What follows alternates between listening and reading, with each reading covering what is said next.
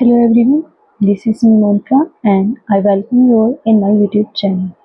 So friends, मैंने जो video upload की थी तो मेरी वीडियो पे एक कमेंट में एक रिक्वेस्ट आई थी कि मैम डार्क डीएनए पे आप एक वीडियो अपलोड कर दीजिए। डार्क डीएनए बेसिकली एक नया टॉपिक है जिसने एक रिवॉल्यूशन कह सकते हैं हमारी साइंस के फील्ड में। साइंटिस्ट ने बहुत रिसर्च करके इस टॉपिक को कह सकते हैं। फिर एक नया रिवॉल्यूशन क्या है हमारे डीएनए के ऊपर। तो चलिए अपने इस वीडियो को शुरू करते हैं। और वीडियो का टॉपिक क्या है हमारी आज का, डार्क डीएनए। डार्क डीएनए क्या है? Dark DNA outside the gene, हमारे जीन के बाद जो डीएनए है उसे क्या नाम दिया गया है? Dark DNA. डार्क डीएनए की अगर बात करें तो आज के टाइम में न्यूज़ हो या फिर कोई भी फील्ड हो, यूपीएससी के एग्जाम हो, वहाँ उसके पॉइंट ऑफ व्यू से ये वाला टॉपिक बहुत ही ज़्यादा इम्पोर्टेंट हो गया क्योंकि साइंटिस्ट ने एक नई रिसर्च की है और इस रिसर्च से एक तरीके से खलबली सी मच गई चारों तरफ, जिससे कि सब एक हैरानी से, क्योंकि जैसे कि हम शुरुआत से डीएनए को देखते आ रहे, डीएनए सिर्फ एक जेनेटिक मटेरियल के रूप में शो किया गया जहाँ पे कोडिंग और नॉन कोडिंग दोनों ही पार्ट थे, लेकिन जो एक्चुअल में हमें नहीं पता था वो हमें इस डार्क डीएनए के थ्रू पता चल गया। तो चलिए सबसे पहले हम हिस्ट्री की बात करते हैं इसकी कि डीएनए की फॉर्मेशन हुई कैसे, क्या है डीएनए एक्चुअल में। अगर हम बात करें, ये हमारी एक सेल है और इस सेल के अंदर ये क्या है? न्यूक्लियस। और न्यूक्लियस के अंदर क्या पाया जाता है? क्रोमोसोम पाया जाता है। क्रोमोसोम किसका बना होता है? डीएनए का। और डीएनए के जो स्मॉल सेगमेंट होते हैं उन्हें हम कहते हैं जीन, राइट। तो यहाँ पे सारा काम क्या है, सारी किस चीज़ के ऊपर रिसर्च हुई है? आपके डीएनए के ऊपर। अगर हम डीएनए के फंक्शन की बात करें तो इसका फंक्शन क्या होता है? इसका फंक्शन होता है जो इंस्ट्रक्शंस होते हैं, जो मैसेज होता है को उन्हें कैरी करना, उनकी कोडिंग करना, उनकी फंक्शनिंग अच्छे से प्रॉपर होना, ग्रोथ एंड रिप्रोडक्शन, यानी कि आपके सेल है जो उसकी ग्रोथ, रिप्रोडक्शन, फंक्शनिंग, इंस्ट्रक्शन, इन सबको अच्छी तरीके से करना, ये आपका काम किसका होता है? डीएनए का काम होता है। यहाँ पे एक दूसरी टर्म आई है जीन। जीन और जीनोम, ये दो टर्म होती है, एक होती है जीनोम। इन दोनों में डिफरेंस होता है।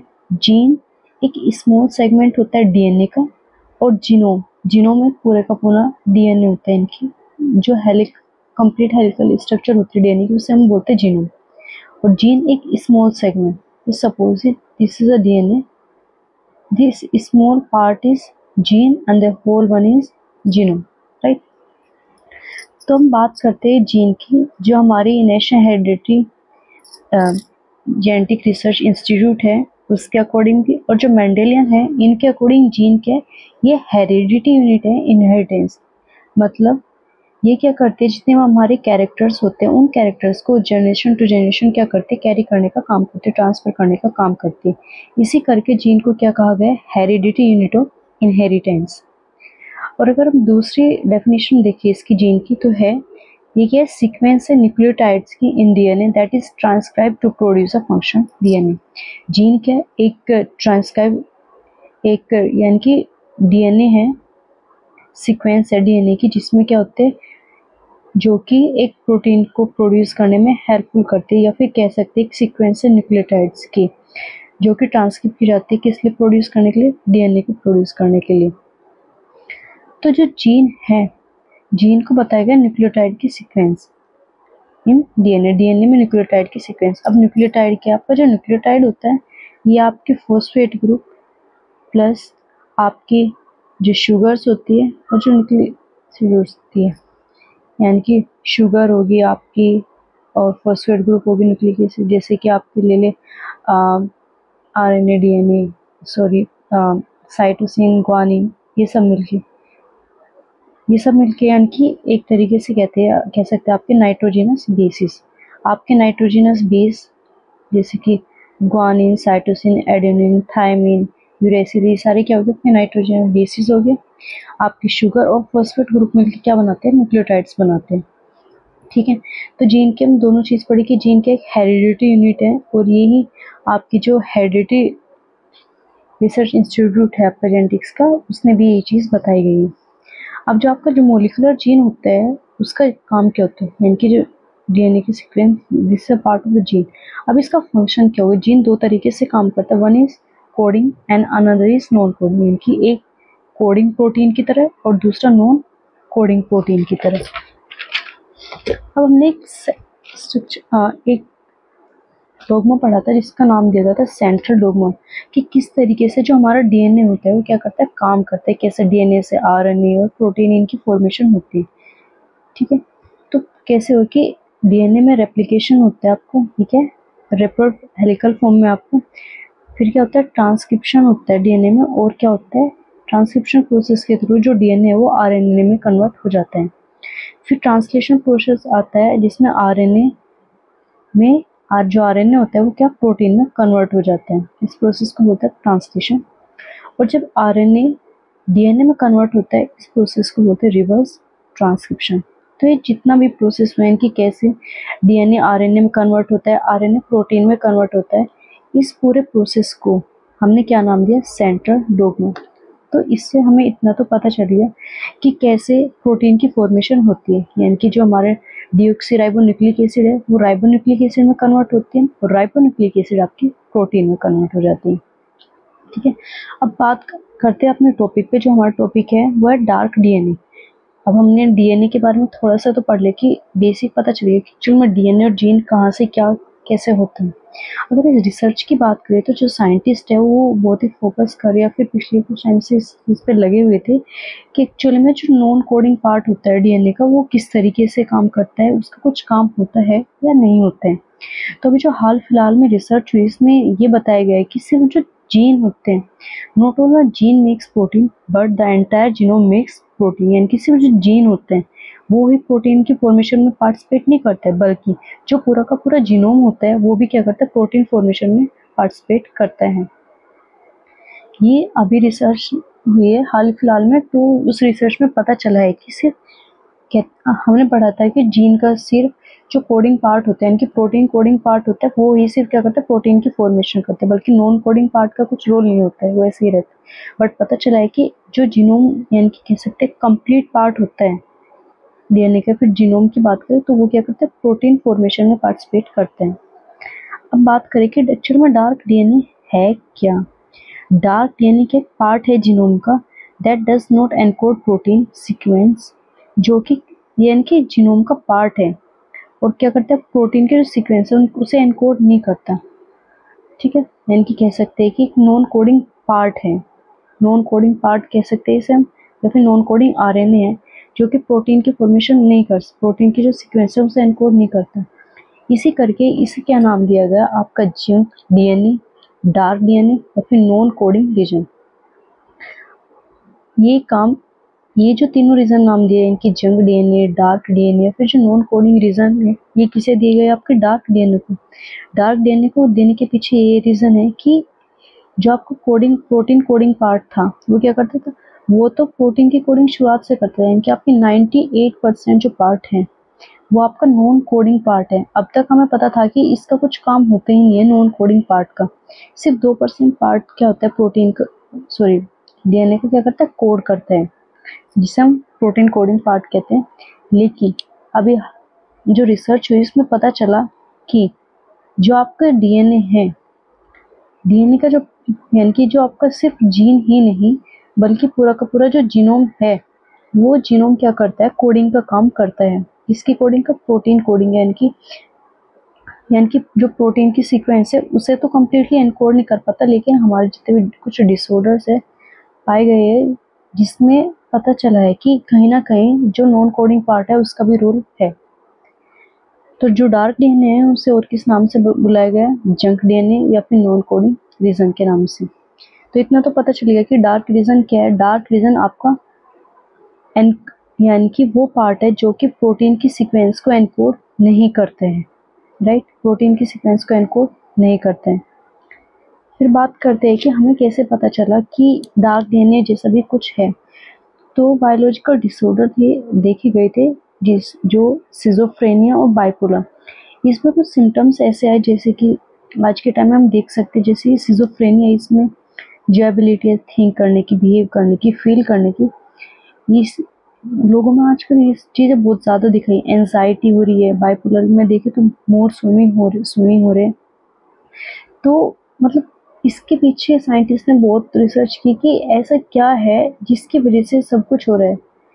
पता ही नहीं चल पा रहा था कि मूड स्विंग्स हो रहे हैं, कभी किसी मूड में आ रहे कभी तो मूड स्विंग होना, या फिर जो थिंकिंग एबिलिटी है, बिहेविंग की एबिलिटी है, जो लोग फील कर रहे हैं, इमोशंस साइकिलों में चेंज होते हैं। इसके पीछे रीज़न क्या है? ये जो बायोलॉजिकल डिसऑर्डर आ रहा है ये है एक्चुअली में क्या और क्यों हो रहा है? तो जब साइंटिस्ट ने अभी हाल फिलहाल में रिसर्च हुई है तो उसमें पता चला कि जो प्रोटीन है यानी कि जो नॉन कोडिंग पार्ट है वो कहीं ना कहीं क्या करता है, प्रोटीन फॉर्मेशन में इन्वॉल्व होता है, और वो ही क्या करती है, वो ही प्रोटीन आपकी क्या करती है, ये जो बायोलॉजिकल डिसऑर्डर है इनमें इन्वॉल्व होती है।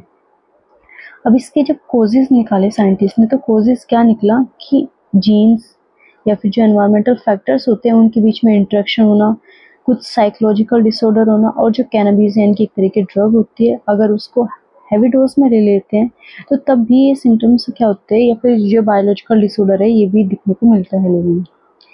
तो ये सब देखने के बाद एक कंक्लूजन निकला कि जो डीएनए है, डीएनए का एक डीएनए के जो बाहर आउटसाइड पार्ट होता है यानी कि जो नॉन कोडिंग पार्ट होता है उसका भी बहुत ही इम्पोर्टेंट रोल होता है। और रोल क्या होता है, जितने भी आप बायोलॉजिकल डिसऑर्डर्स है या फिर कह सकते हैं कि एक प्रोटीन इन फॉर्मेशन में इन्वॉल्व हो रहा है, वो तो जो हमारा कोडिंग वाला पार्ट है वो तो क्या करे, बॉडी की पूरी फंक्शनिंग कर रहा है कि कैसे उससे कंट्रोल करना है, कैसे ग्रोथ होनी है, रिपेयरिंग होनी है, कैसे उसकी फंक्शन, कैसे स्ट्रक्चर रखना है।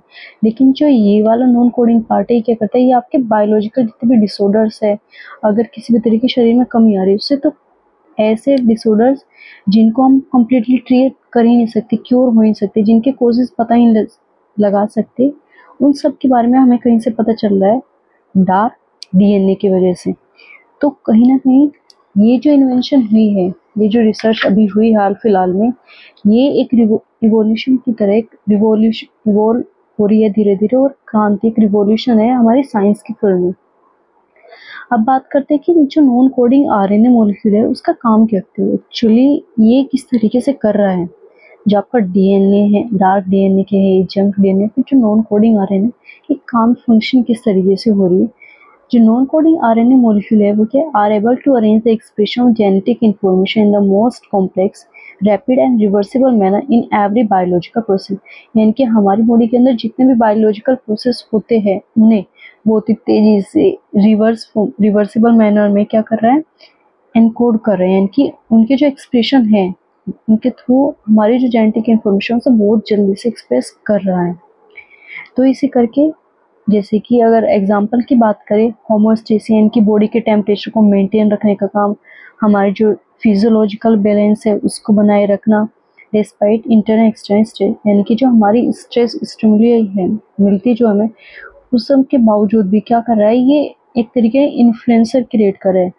और जो इन्फ्लुएंस हो रहा है फिजियोलॉजिकली या फिर साइकोलॉजिकली, ये किसकी वजह से हो रहा है, आपके किसकी वजह से, आपके एनवायरनमेंट की वजह से ले ले, आपके जीन्स की वजह से ले ले, किसी भी ड्रग की वजह से ले ले। तो ये जो चीज़ हो रही है हमें किसकी वजह से पता चल रही है, ये पता चल रही है अपनी नॉन कोडिंग आरएनए मॉलिक्यूल की वजह से। अब जो नॉन कोडिंग आरएनए मॉलिक्यूल है उसकी पोटेंशियल क्या है, ये एक तरीके से बायोमार्कर के रूप में भी काम करते हैं। बायोमार्कर मीन्स कि जो सेल है, सेल की जो एक्टिविटी हो रही है, सेल किस तरीके से फंक्शनिंग कर रही है, उसकी एक्टिविटी को चेक करने के लिए क्या कर रहा है, ऐसा बायोमार्कर वर्क कर रहे हैं। दूसरी, इसका अगर देखें तो एक थेरेप्यूटिक टारगेट है for disorder resulting from the loss of equilibrium, disruption of homeostasis, destabilisation of the hypothalamus pituitary adrenal axis. यानी कि आपके जितने भी डिसऑर्डर्स हो रहे हैं उन, जैसे कि अगर यानी कि बैलेंसिंग नहीं हो पा रही है, या फिर होमोस्टेसिस जो कंडीशन है वो डिस्टर्ब हो रही है, आपके जो हार्मोन्स है वो भी डिसबैलेंस हो रहे हैं, चाहे आपके हाइपोथैलेमिक ग्लैंड को, पिट्यूटरी ग्लैंड के हो या फिर एड्रेनल ग्लैंड के हो। तो इनके हार्मोन्स में जो डिसबैलेंस हो रहे हैं, डिसबैलेंस होने की वजह से जो डिसऑर्डर क्रिएट हो रहा है, उन सबको डिकोड करने का काम अब कौन कर रही है, वो कर रही है नॉन कोडिंग आरएनए, जिसे हमने नाम दिया डार्क डीएनए। क्योंकि शुरुआत में इन सब के बारे में पता नहीं चल पाता था, रिकॉग्नाइज नहीं होती थी कि किस तरह का डिसऑर्डर है, इसके सिम्टम्स क्या है, इसके कॉजेज क्या है। बट जब ये रिसर्च हुई तो धीरे धीरे क्या है, साइंटिस्ट ने वे डिसऑर्डर्स, डिजीज जिनके बारे में हमें पता तक नहीं था कि इनके ट्रीटमेंट कैसे होगा, इनके कॉजेज क्या हो गए है, उन सब का ट्रीटमेंट कैसे कर सकते हैं। तो अभी क्या कर रहा है, धीरे धीरे उन सब चीज़ के बारे में पता चलता आ रहा है। अगर बात करें जो 20% पार्ट है आपके डार्क डीएनए का, वो क्या करते हैं, आपके जीन के जो एक्सप्रेशन होते हैं उनको कंट्रोल करते हैं। किसके थ्रू? बाय रेगुलेशन, कि कब और कैसे जो जीन है वो एक्टिवेट हो रही है, डीएक्टिवेट हो रही है। इनकी जीन का एक्टिवेशन, डीएक्टिवेशन, उन सबको रेगुलेट करने का काम, उन सबको कंट्रोल करने का काम आपका क्या किसके थ्रू हो रहा है? डार्क डीएनए के। डार्क डीएनए का 20% ऑफ द पार्ट क्या करता है, आपका कंट्रोल करता है जीन के एक्सप्रेशन को।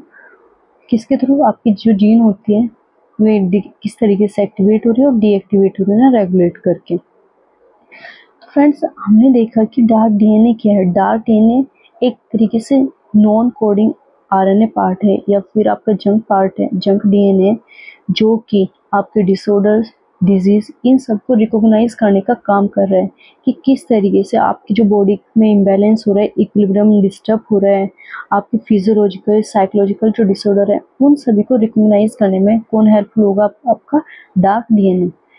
सो साइंटिस्ट ने जो ये वाली रिसर्च की, ये कहीं ना कहीं आने वाले टाइम में साइंस के फील्ड में एक रिवॉल्यूशन की तरह ही है, जिसमें जितने भी डिसऑर्डर्स या फिर डिजीज है, चाहे वो कैंसर से रिलेटेड हो, या फिर आपकी सिजोफ्रेनिया हो, या फिर बाइपोलर डिजीज हो, तो इन डिजीज का कहीं ना कहीं डिसऑर्डर से डिजीज जो ऐसी है, इनका ट्रीटमेंट पॉसिबल हो पाएगा इस रिसर्च के थ्रू। फाइनली अब बात करते हैं कि अगर डार्क डीएनए की रिसर्च हो चुकी है, इसके बारे में पता चल चुका है, तो इसका यूज़ किस तरीके से होगा, या फिर ये किस तरीके से काम करेगी। तो इसका यूज़ होगा diagnose the hereditary disorder in embryo, यानी कि जो गर्भ में होता है, जब बेबी एम्ब्रियो फॉर्म में होता है, तो उसी टाइम क्या कर सकते हैं कि बच्चे में किसी भी तरह की हेरिडिटरी डिसऑर्डर तो नहीं है। उसी टाइम क्या कर सकते हैं, हम डायग्नोज कर सकते हैं, पता लगा सकते हैं कि कोई भी हेरिडिटरी डिसऑर्डर बच्चे में है तो नहीं, क्योंकि जब बर्थ हो जाता है तो उसके बाद पता चल जाता है कि इसमें तो ये वाली हेरिडिटरी डिसऑर्डर हो गया है, इस तरह की डिजीज पाई जा रही है। तो उस टाइम अगर हम उस चीज़ को डायग्नोज कर ले, तो हम क्या कर सकते हैं, एम्ब्रियो में ही उस बच्चे को ट्रीटमेंट दे सकते हैं। दूसरा है ऑर्गन ट्रांसप्लांटेशन, यानी कि जब ऑर्गन ट्रांसप्लांटेशन होता है, तो उस टाइम उसका ऑर्गन ट्रांसप्लांट करने के बाद उसका पॉजिटिव इफेक्ट कैसा आ रहा है, नेगेटिव इफेक्ट कैसा आ रहा है, उन सबको, अगर नेगेटिव इफेक्ट भी आ रहा है तो हम उसे कैसे कंट्रोल कर सकते हैं, उस चीज़ को चेक करने के लिए भी हम क्या डार्क डीएनए का यूज़ करेंगे। And last one is as a biomarker, जो कि मैंने अभी पढ़ा है। बायोमार्कर क्या करेगा, जितनी भी इक्विलिब्रियम कंडीशन हुई, आपकी जो हार्मोन्स है, आपकी जो ग्लैंड्स है, वो किस तरीके से फंक्शन कर रही है, उनकी अप डाउन होने की वजह से, यानी कि डिस्टेबलाइजेशन होने की वजह से बॉडी में क्या क्या चेंजेस आ रहे हैं, क्या क्या डिसऑर्डर क्रिएट हो रहे हैं, उन सबको डायग्नोज करने का काम कौन करेगा? आपका डार्क डीएनए। सो गाइस, मुझे लगता है कि आप लोग को डार्क डीएनए के बारे में कंप्लीट इन्फॉर्मेशन मिल गई होगी। मैंने कोशिश की है कि मैं आप लोग को डार्क डीएनए अच्छे से समझा सकूं। एक रिक्वेस्ट आई थी जिसके अकॉर्डिंग ही मैंने ये डार्क डीएनए का टॉपिक लिया है। होपफुली जिसकी रिक्वेस्ट आई है उसको मैं उन्हें सेटिस्फाइड रिजल्ट दे पाऊँ और उनके लिए वीडियो यूज़फुल हो। सो फ्रेंड्स, अगर आपको मेरी ये वीडियो अच्छी लगी है तो इसे ज़्यादा से ज़्यादा लाइक, शेयर और सब्सक्राइब ज़रूर कीजिएगा, क्योंकि ये वाली वीडियो आपकी यूपीएससी, अगर आप यूपीएससी एग्ज़ाम लें तो उसके पॉइंट ऑफ व्यू से, और इनफैक्ट अगर कोई रिसर्च के फील्ड में जाना चाह रहे हैं तो उनके पॉइंट ऑफ व्यू से ये वाली वीडियो बहुत ही ज़्यादा यूज़फुल होने वाली है। आई होप कि आप लोग को ये वीडियो समझ आई हो, और अगर आप लोग को कोई भी डाउट है या फिर आपको ऐसी और रिलेटेड टॉपिक्स चाहिए तो प्लीज़ मुझे कमेंट सेक्शन में जाकर आप कमेंट कीजिए कि आपको और किस टॉपिक पे वीडियो चाहिए। और अगर ये वीडियो अच्छी लगे तो प्लीज़ इसे ज़्यादा से ज़्यादा लाइक, शेयर और सब्सक्राइब ज़रूर कीजिएगा। कोशिश करूँगी कि मेरी ये वीडियो आप लोग को अच्छी लगी, और आने वाले टाइम में और ऐसी ही बहुत सारी यूज़फुल वीडियो मैं आप लोग के लिए लेके आऊँगी। Thank you.